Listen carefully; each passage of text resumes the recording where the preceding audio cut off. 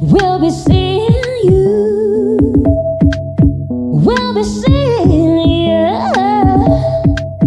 every Friday here at TFS. That foreign show.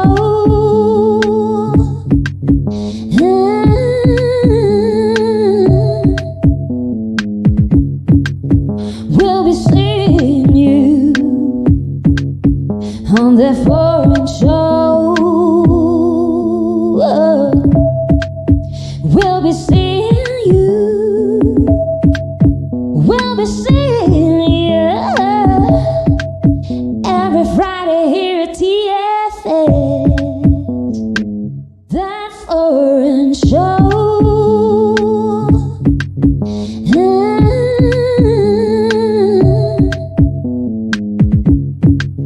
We'll be seeing you on that foreign show. We'll be seeing you. We'll be seeing you every Friday here at TFS. That foreign show.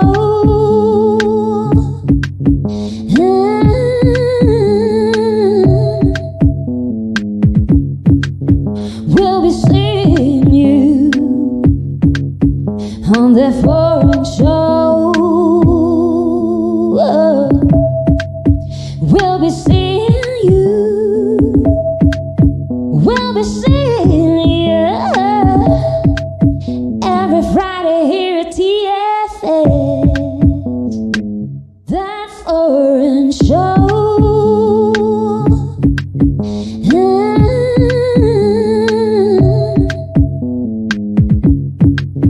We'll be seeing you on that foreign show. We'll be seeing you. We'll be seeing you every Friday here at TFS. That foreign show.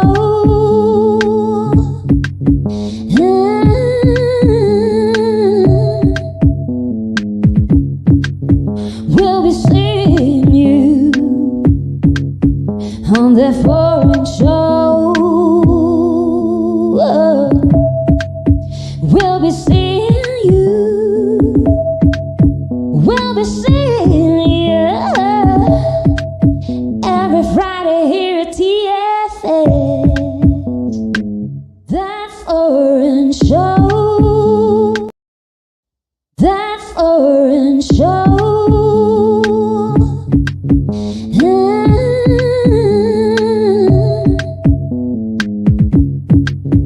We'll be seeing you on that foreign show.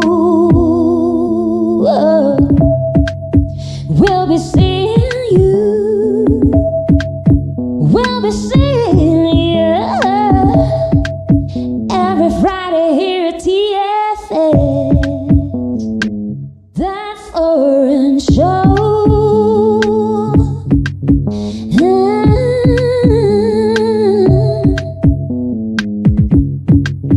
We'll be seeing you on that foreign show. We'll be seeing you. We'll be seeing you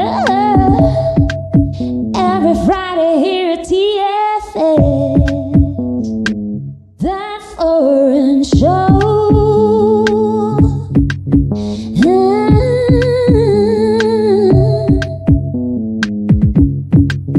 We'll be seeing you on that foreign show.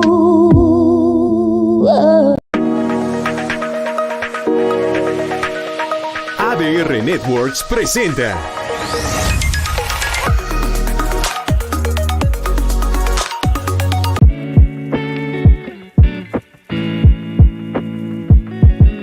Las opiniones expresadas en este programa son responsabilidad exclusiva de quienes las emiten y no representan necesariamente el pensamiento o alguna posición oficial de este medio de comunicación.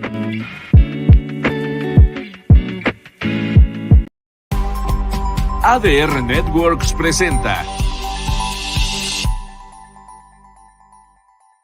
This is Celestine Angel. And I'm Isa Crouch. And this is... Foreign Show! On the Foreign Show.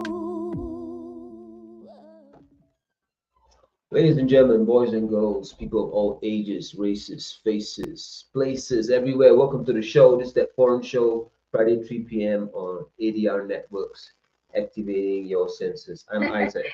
You did the whole thing. I'm Celestine Angel. And welcome to the show. Yes.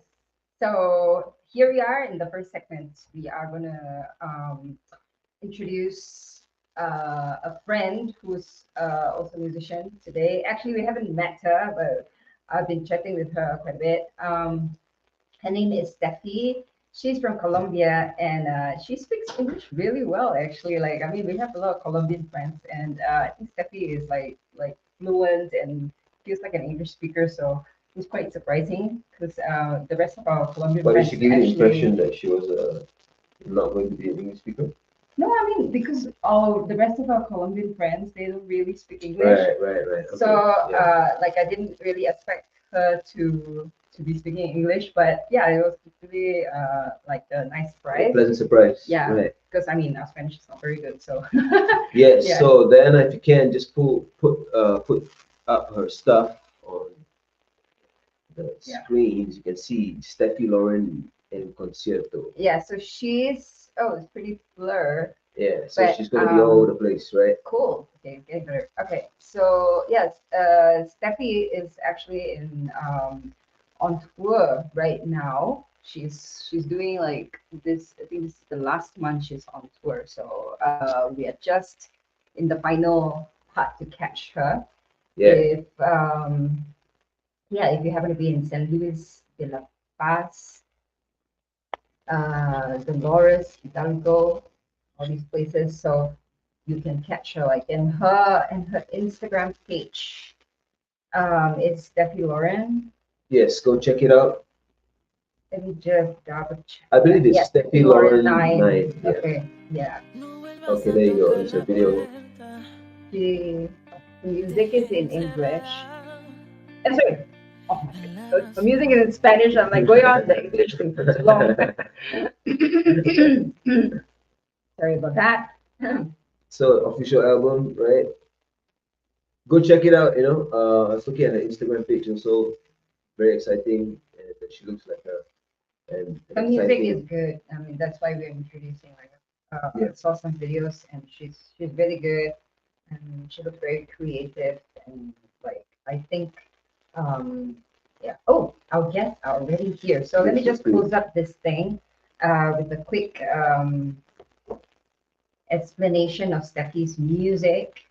And like she says that her influences are Tracy Chapman and Juan Gabriel. Oh man, really? Yeah, so it's pretty cool.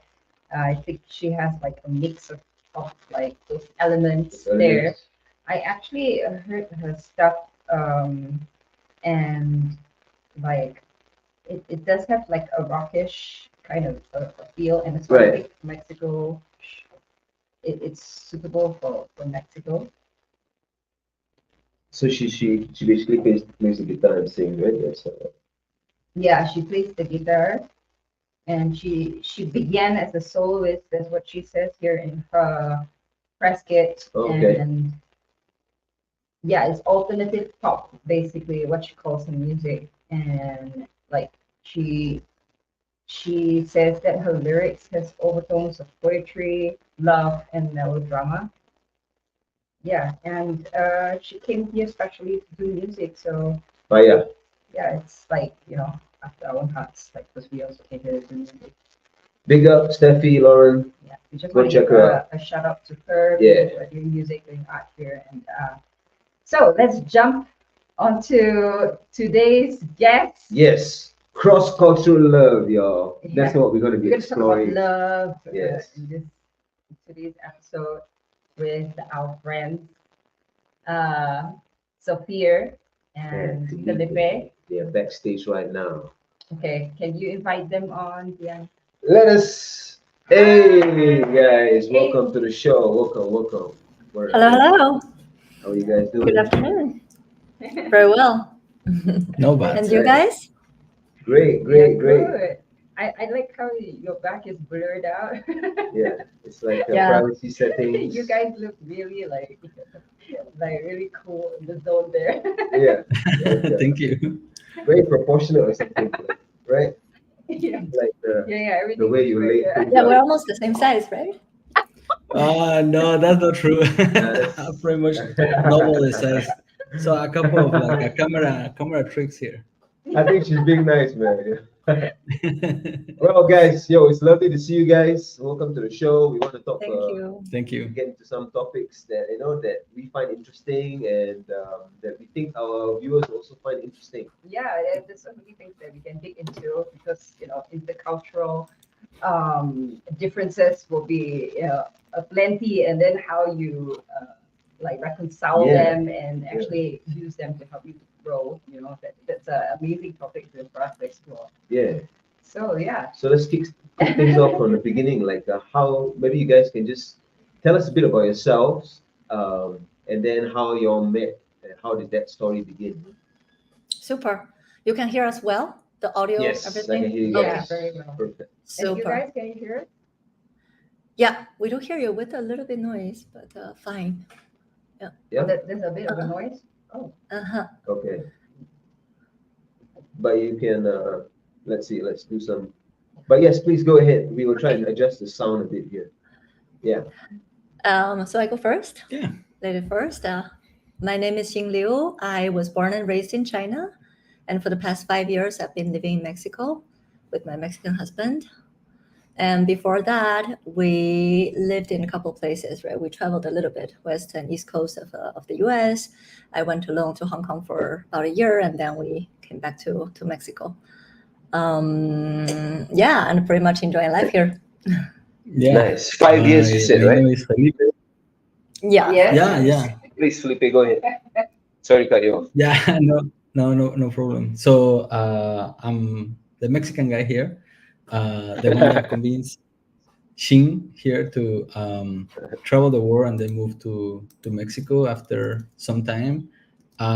We met actually because of my work. So we met in Shanghai, and it was a funny story because I was back then working on a company trying to raise money for that company, like entrepreneur life, and I was building that company, and she was on the other side of the equation where they need to analyze opportunities, invest, or pretty much try to decide if what I was building was a good idea or not. So yeah, it was pretty much like the opposites in that conversation. And people say that, right? Like opposites normally gets attracted, and yeah, here we are. opposites attract. Well, we've heard both sides of the thing. Like opposites attract. That's one thing. But another thing also, like harmony, right? Like you need some kind of thing where you guys are together, right? Yeah, you that's need another- enough in common, and then like some differences so that you can expand life, right? Yeah. Yeah. But before we continue, you guys hear us better now? We did some Yeah. adjustment with the sound. Pretty Okay, good. Yeah. All right, perfect. Yeah, so we would like to know what your love story was like. How did you on what attracted you guys to each other? That kind of thing, Yeah, it's a very cheesy question. Who's going to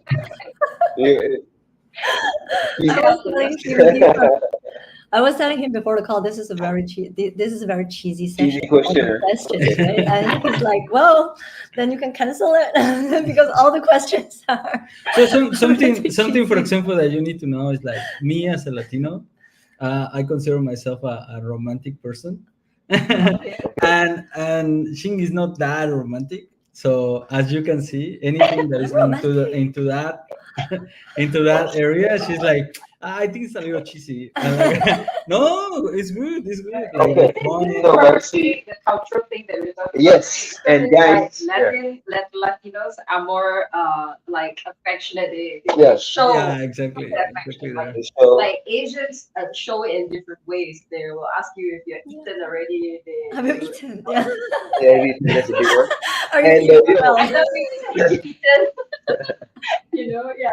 and the cheesy question thing, like actually we also understand where that comes from, and that's kind of why we also sometimes take the time, right, to kind of tie everything back, like why do we want to know about you guys' love story? Like the reason is because this show talks a lot about cultural growth, right? Cultural kind Yeah, like when you see like you go to different places, then you see, oh, okay, what I thought was right or wrong Yeah, in another exactly. culture. In this place, there is different meanings for it, why and stuff. Yeah. And then so you just expand your ideas of how to be, like Yeah. or just collapse them all together. Okay, so back to it. So where we were at is Felipe was doing a deal, right? You know what I mean? A business deal, and the stakes were high because you were on the other side, right? I was on the other side. I was So working for the pound. at that point, Felipe was already you were already attracted to sing, right? Yeah, totally. I mean, the thing is, I think our relationship started, and she didn't know because the first time I saw her in the WeChat app, I saw this kind of little picture. I was like, she's beautiful. What? Yeah. So On the back WhatsApp already. then, so back then, I'm like, oh, I want to work with a really beautiful community manager. And then I discovered that she was actually really, really smart. And then that was the perfect combo for me. But all of this was happening in my mind. Right? So like, she didn't know all of that.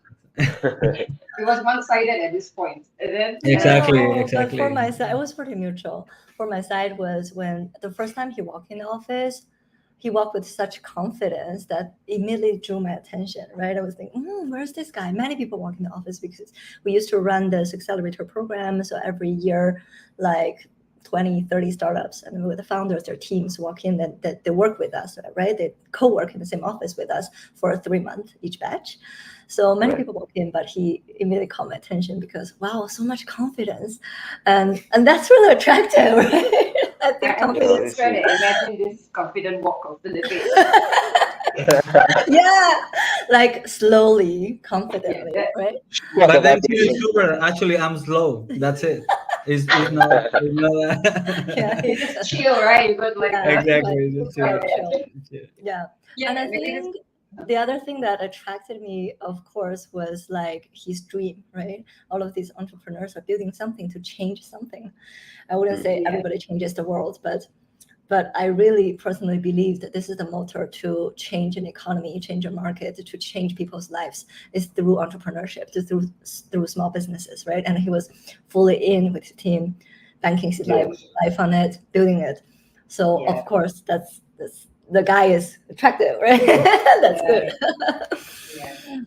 No, definitely understand what you mean about entrepreneurs being, they actually take on a lot of, they're inspiring, because they take on a lot of pressure and they make things happen. Yeah, super, like being able to handle the pressure, and I get why like find that character trait attractive.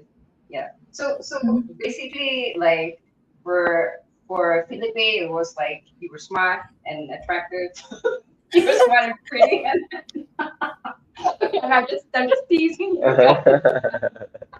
Yeah. You didn't think that much.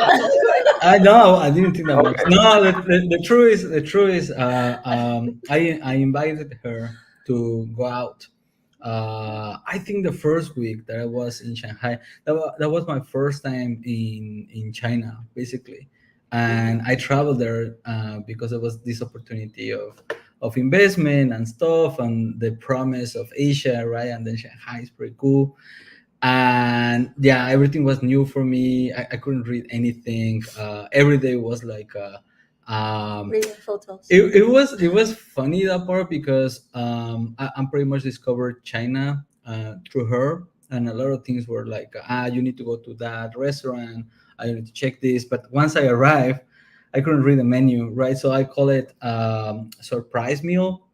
So you just open the menu, and then you choose one, See what happens. Yeah. and then see what happens. Exactly. Yeah, the surprise meal. So I had surprise meal every day, and then slowly it was getting like something familiar, and she was part of that discovery of China. But Hmm. she was difficult. I need to say she's a difficult cookie, because I invite her to go out, and then she say no, because we're working together. So I cannot actually, yeah, she was really pro on that. But the truth is, after I discovered that she was dating someone, so it was not because of this like Okay. professional limit, but it was more like, yeah, I'm busy right now. But then, yeah, I'm a really resilient guy. I insist. So entrepreneur, keep on insisting. And then she saw my dance moves, and I think that was it. That Dancing. sealed the deal, right? I Yeah. love her dancing. Yeah, It's a wrap. That's true. Dancing was so true. Yeah. Yeah. No, but yeah, because she was a ballerina before, so kind of this music environment, and being like a big fan of dancing since the really beginning, right? Yeah. Yeah. Yeah. So we met, right. or pretty much we discovered ourselves in a salsa club. Yeah. But Yeah. I wouldn't, it wasn't like that. No, that's his version. I think I was like, Okay. I always say that I was chasing him and he said he chased me. So I think it was pretty much like the attraction was mutual. That's great. Yeah. Yeah, like because I mean, like I really like this fully like women power acknowledgement of like you're shy, you know. Oh yeah. Yeah. Yeah, I mean, I appreciate that because yeah, you know, you're completely intentional and You're equals, right? really You're equals. Yeah. exactly. Mm, yeah. So what kind of cultural? Okay, let's get into that a bit, right? Like, see, Felipe. So you go to China, and it's like a new world. You know, it's like a whole new thing, new everything. You know, and what do you feel different about, or something that you find was a challenge, or maybe a adjustment you needed to do? You know, to adjust your Mexicanness with the Chinese culture. You know. Oh, that was a lot of, and we've been like discussing that, like cultural shock was about expectation, like you as a person have. For example, um, people is rushed. They try to do things super fast in maybe Shanghai, Hong Kong, the different places we have lived. Oh, But then I think culturally, for a Mexican, you tend to kind of appreciate the day, right? You try to live today, and then there is a lot of songs about it, like "Yo no sé mañana," right? I don't know tomorrow, and then if you don't know tomorrow, well, today is what you have. So I would say I'm not the most. Maybe I look like the most Mexican one, or one of them, but I am not the most Mexican, just because I travel a lot, so I don't carry that many traditions. But specifically, that is something that is totally different, because um, rushing to, for example, rushing to get on time, right? Like it is still like really really important for her. But now, like, yeah, I mean, we can be 5 minutes late if we see this like sunset, right? And then we just appreciate that sunset, and then chill that day, and touch the right. grass, and then try to be there, right? But that thing is not the base in Shanghai, for example. So you feel like everyone is rushed, no one wants to see what is around. If they crash to you in the street, they don't care. So it's all of this different, and now I understand why. Where is that coming from? But also for her, it's like, I see why people start watching the sky, right? Or take pictures of this like a pink scenery. But that will be one of them. I don't know for you. Like I was late. You complain about Yeah, that. always late. And I was quantifying his lateness, right? Like Okay. If we schedule something that let's meet in 30 minutes and he arrived in 45, okay, that's kind of acceptable, right? But if we schedule something in 30 minutes and he arrived in an hour, that's like 100% late. How can you do that? Okay. Yeah. This video, Sometimes they're talking about 150% late. I'm like, how can you do this? okay, I agree that. this I was other like, dude was quantifying it a different way. It says that like we are allowed to be late like once a month. Anything more than that, right? It's like you are a late person, Right. Okay. right? So I think that's Like that's as a new as one. an artist, right, like there is that recognition of like just what you feel like doing in the moment, So it's like going back to this topic about like appreciating the now and then touching the roses or whatever you're saying. the earlier. sunset. Yeah, watching the sunset and stuff like that. So like then like meeting someone like is you have to think about like a plan, which is like that means you're not exactly here and just flowing, Okay. So I think if you have that kind of culture or you then like you tend to be late and like I don't know if it's a good thing or a bad thing, but I get it because I'm an artist and I'm also very flowy, Yeah. Mhm. I think the combination of everything is the best, right?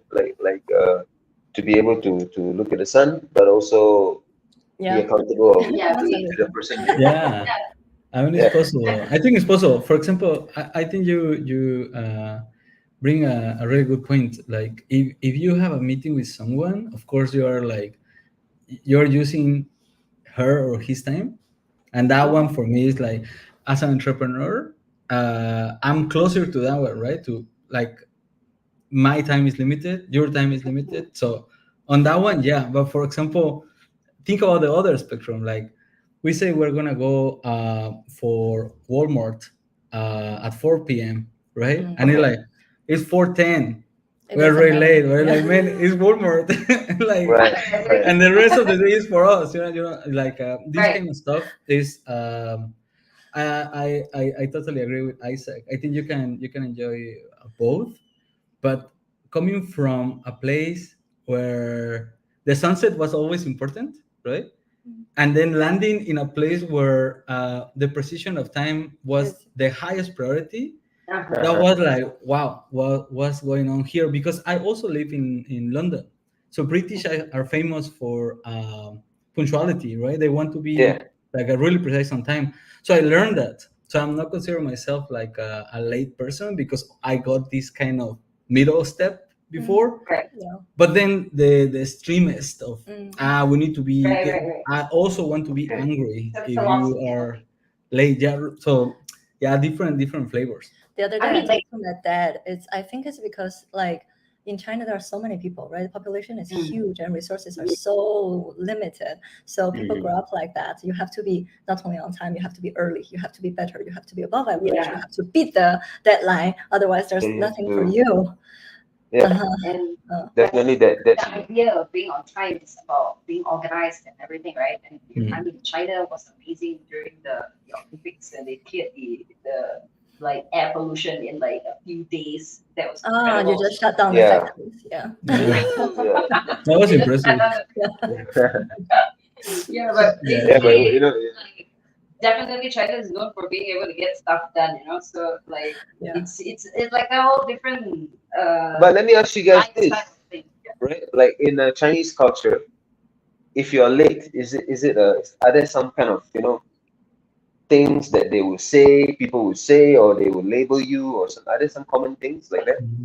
I think that comes after, right? After generations like grew up in that way. If you're late, there's nothing left, right? So you have to be early. Like in the airport, we usually see like Asian passengers start queuing for onboarding, although the gate was not open. It's not ready, but Chinese passengers are queuing there, and other passengers like, for what, right? And they start queuing as well. So we see that quite a lot as we traveled a lot. So I think it's more like it comes first from people's mind, right? If I'm late, there's nothing left for me. I have to be early to get the best out of this, to get education, to get money, to get whatever, to get a job. So it's already into their life and become their habit. And the second, okay, nowadays if you're late, people say, yeah, why is he late? Is he lazy? Because being early means being diligent, being like you want the resources, right? Being like outstanding. So if you're late, people think, maybe he's lazy, maybe he's like non-ambitious, maybe he doesn't want to do stuff. But I think it comes from there. The resources are so limited. I think you can also hack that part, and then like we have a joke like I think if a Chinese person watch someone queuing before any other Chinese person, they freak out, right? And then I tried to prove this point in an airport one day. I started making the queue to board. I was the first one, so I queued like 2 hours ahead. And then I forced like 100 Chinese like queue behind me. They immediately queue after. They immediately queue. But that was my point. Like I can prove this. I can prove it's a cultural. It's a cultural decision. Yeah. And and they were watching me like, what are you doing? What maybe you he knows right? something we don't know. Maybe he knows something. Yeah. Let's queue. Let's not miss out. Yeah. Well, FOMO, right? That's a big thing, right? Exactly. It's FOMO. Exactly. It's FOMO. Yeah. And it makes so much sense because I mean China, the population is so big. Yeah. So like definitely no other way. I mean, like we had Lillian like a couple of episodes before, and we were also discussing this, how like in Mexico, and then we realized this, like in Mexico you're really in the moment. Like back in Asia, like Singapore, like people always talking about the 5-year 10-year plan, like here nobody talks about that. We're all just in the moment, we're enjoying ourselves, and like even at work you're just in the moment. It's not like you are in work mind, or like So it's like different cultures, and then like being travelers. I mean, you guys are too. We realize the best is to just take the best from everything. Like totally. the diligence of the Chinese, for example. Yeah, like I like being organized, So like I do enjoy like being able to make the time. I mean, to be on time and connect with the day. And it's a big part of what people sometimes feel is even artistic endeavors. It's like a big part of it. Making appointments, arranging stuff, arranging a time, and things like that. So these are skills that we all need. So like Xing, I would like to ask you, like, so when you guys were in China and then you noticed these things about your differences, right? Then did you understand Felipe more when you arrived in Mexico? We first time we started living together was in San Francisco in the US. I think we had major shock there. Then we moved to Miami together. I think it was becoming better, and every time we moved it just got better, right? But the first time living together 24/7, it was a challenge. So that was in the US, and at the beginning we fought a lot, right? Lots of differences, detailed things like how you do laundry is different, how you clean the house is different. He didn't want to do anything housework. Why? And he overpays some maids to do it without telling me. Because he doesn't want to share his part, but my goal is you do 50% of this, not paying someone else, letting to someone else to do it, right? Things like that. So at the beginning we fought a lot of conflicts, and then gradually we kind of found ways, different mechanisms to calm down, talk, communicate, solve the problem. So I would say, because it was for us, it's like a year here, a year there, a year. So we moved like 4 times in 4 years. So it's very easy to like see it this way. And every year it got better a lot more. I think we're creating this kind of like agreements, right? It's an agreement. And one of them was like really easy, is to ask the other one, what do you expect, right? What is your expectation? Because that one that she described about like cleaning, it was weird. Like, what is your expectation, right? Like, you want me to clean? I will do it. Right? Or you want to clean space? I want you. So I was busy, and then my hack was, in fact, get this kind of like apps that you can just pay to. They visit you and they clean your space. And I was like, okay, so I pay that, right? So the conflict between us is gonna cost me I can avoid the conflict for $10. So I was like, Oh, man, more it's than cheap. that. No, it was I more mean, than it's that. cheap. And then I started doing it. And then one day she was like, what? You're paying? And then she was more angry, right? Because I couldn't understand. Her expectation was, in fact, for me to do the laundry. So like, Yeah. so this is weird. Okay, but yeah, we keep on talking, and understanding the other one is important, because for me the goal was more important, but for her was like, no, you need to do it. Okay, Anyway, can you explain, weird. Sing, why you want Felipe to do the laundry? I think that was part of the way that how we got along at the end, right? So at the beginning, we didn't know, like I didn't know. I was like, why this guy doesn't do housework? It's not fair. So for me, it's about fairness and justice. Why I do and he doesn't do, right? And then If he calls the maid, you know. that's not Exactly. fair because I'm doing it. Yeah. But guys, this is a beautiful example of like how over time things, you understand each other better, you understand the expectations, as you said, Felipe, Yeah. right? Like, Then yeah. later we came to the next level. Okay, so we don't have to split things 50-50. In some areas it can be 60-40, and in other areas 40-60, right? So that was my next level of understanding of like collaboration. So he can do more the heavy lifting, because before I was living all the time alone for like more than 10 years, right? So I have to carry everything, no matter how heavy they are, right? But now I have someone, so he can use it. So that's his leverage. That he's much better at doing this, right? And instead can be much better at like coordinating things. I have a good memory. I can ask a bit more than him, so I do the coordination with whoever that comes to clean, whoever delivers, right? Like this kind of thing. So I guess the next level of understanding was this, right? You take care of, okay, the majority of this, that's fine. I don't have to do 50% exactly. Including like at the beginning, like family finance and budgeting, we were like, I was keeping the spreadsheet for quite a bit of a year, like 9 months, 10 months to it's like 50-50.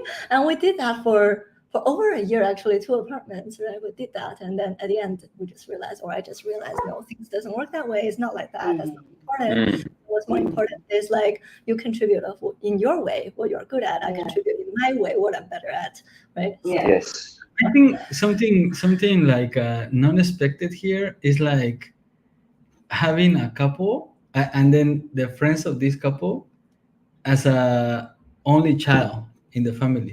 This is a big change, okay? Because a lot of people in China are only one, right? Single children. It's a single children in the family.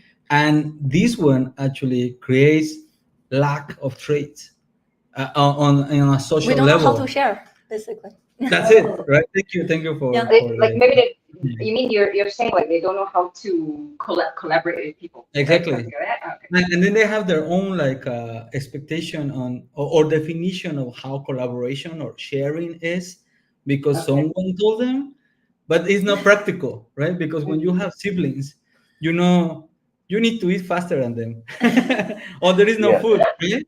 I don't know if you have The this basic kind rules. of family interaction. Yeah, right? I totally get it. Like we are 4 in my family, so okay, sure, like my youngest brother and like he's like, oh, I better get my food now. Pretty true. So all of this stuff, like for me, was like default. For her, was like, no, it shouldn't be that way. I'm like, what are you talking about? It's not like you have a definition. It's like things just happen, right? And then a lot of things about sharing. We just discovered that she's always thinking about what is for me first, right? And then we call it just egoistic. But actually, how do you define egoism if you are only one, right? So this kind of thinking that you have siblings, and then immediately you get a piece of dessert, and you need to think about your siblings. Even if you give them a little piece, you need to give them something, right? Because you grow up with this. Eventually your sibling is going to have the dessert and he's going to split it, right? And then these kind of mechanics are not in the formula when your couple grow up as a single child. So Right, all of yeah. this we needed to like start polishing until we get into an agreement that is practical, Yeah. not by definition. Yeah, I mean, and all this is just like you guys figuring out each other, like understanding where you guys come from and like your upbringing and stuff like that, right? Every couple, it's not just like a cultural thing. There's so many layers of stuff, right? Yeah. Yeah, Yeah. and Yeah. these are probably the things that people go through, like couples. I mean, us too.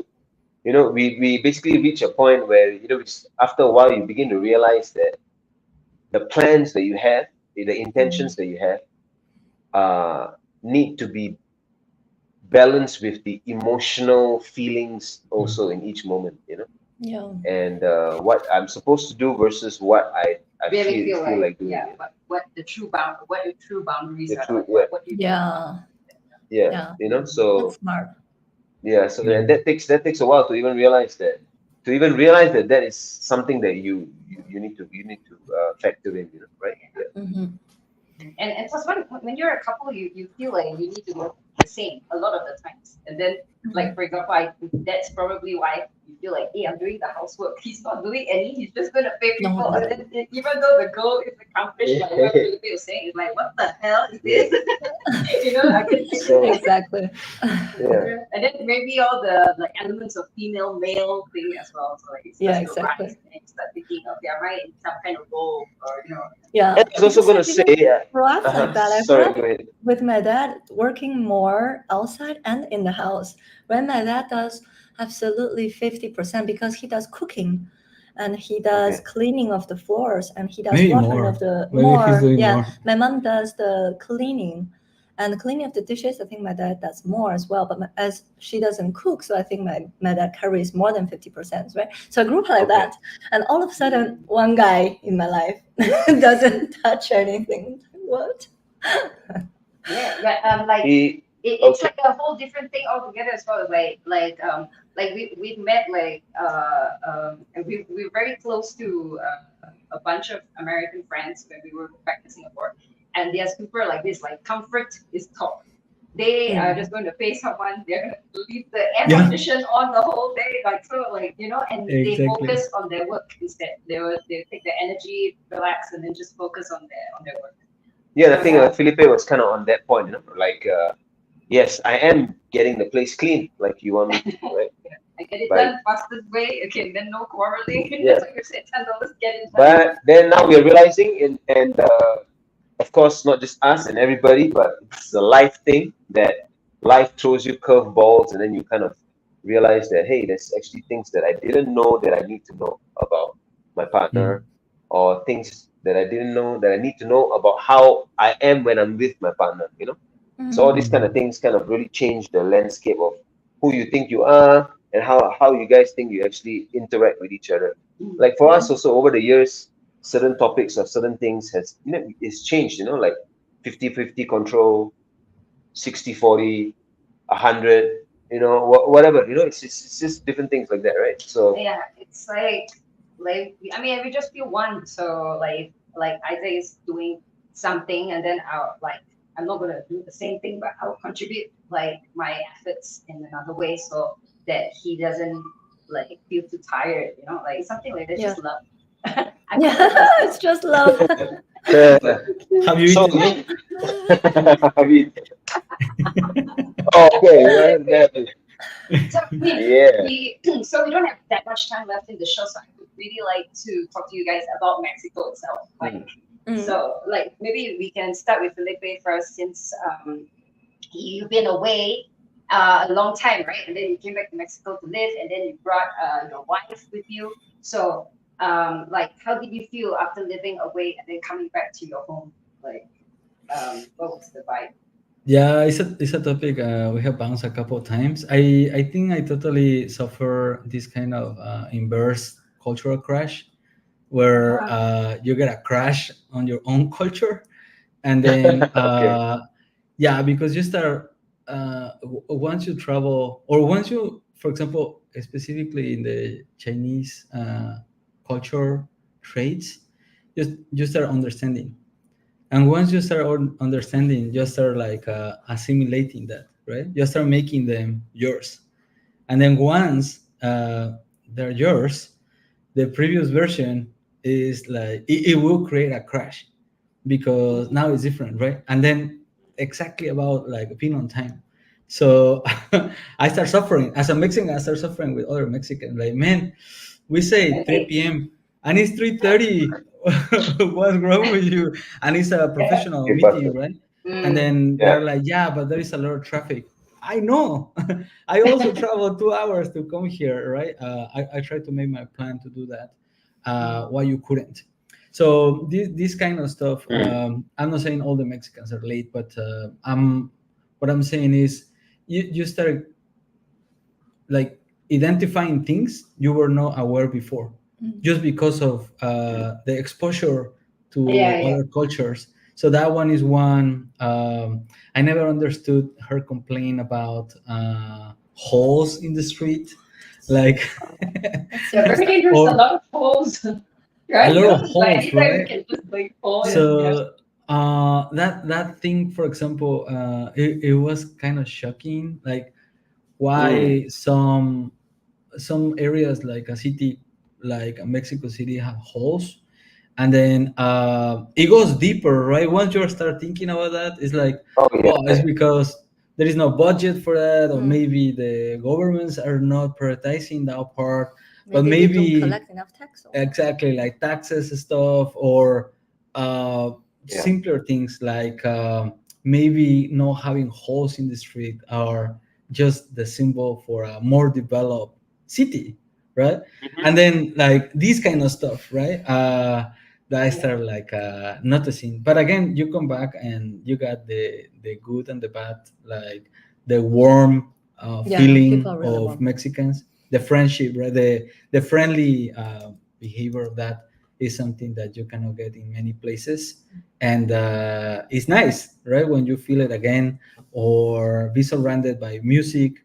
There is a current topic happening in the north of the country with Mazatlan, a famous beach, where people were complaining about like a really noisy banda music in the beach, right?